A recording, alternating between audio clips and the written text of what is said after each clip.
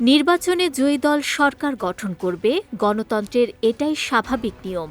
তবে ভোটের ফল প্রকাশের পর থেকে নতুন সরকারের শপথ গ্রহণ পর্যন্ত যে সাংবিধানিক প্রক্রিয়া রয়েছে, সেটি এখন আলোচনার কেন্দ্রবিন্দুতে। নির্বাচন কমিশনের ঘোষিত বেসরকারি ফলাফলে বাংলাদেশ জাতীয়তাবাদী দল বিএনপি সরকার গঠনের জন্য সংখ্যাগরিষ্ঠতা অর্জন করেছে। তবে বেসরকারি ফলাফল ঘোষণার মধ্যেই সরকার গঠন সম্পন্ন হয় না।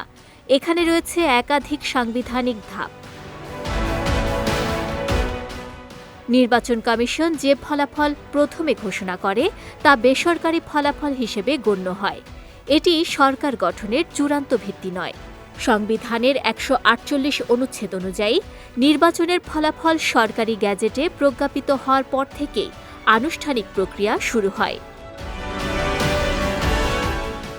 গ্যাজেট প্রকাশের তারিখ থেকেই ৩ দিনের মধ্যে নবনির্বাচিত সংসদ সদস্যদের শপথ গ্রহণ করতে হয়। অর্থাৎ শপথের সময় গণনা শুরু হয় গ্যাজেট প্রকাশের দিন থেকে, বেসরকারি ফল ঘোষণার দিন থেকে নয়।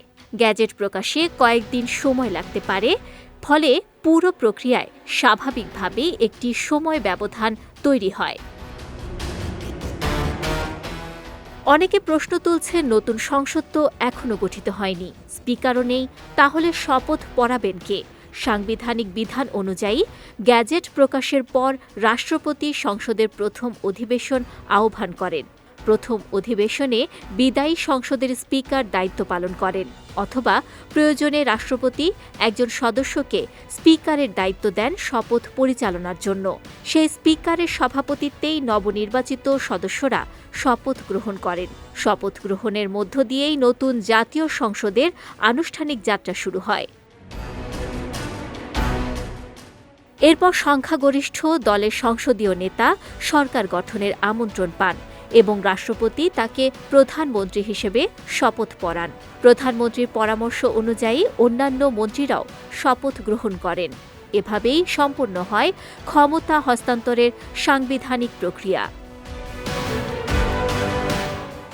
সুতরাং নির্বাচনে সংখ্যাগরিষ্ঠতা অর্জন রাজনৈতিকভাবে গুরুত্বপূর্ণ হলেও সরকার গঠনের চূড়ান্ত বৈধতা নির্ভর করে গ্যাজেট প্রকাশ ও শপথের আনুষ্ঠানিকতার উপর। নির্ধারিত সাংবিধানিক বিধান অনুসরণ করেই নতুন সরকারের আনুষ্ঠানিক যাত্রা শুরু হবে। বিজয় টিভি নিউজ ডেস্ক।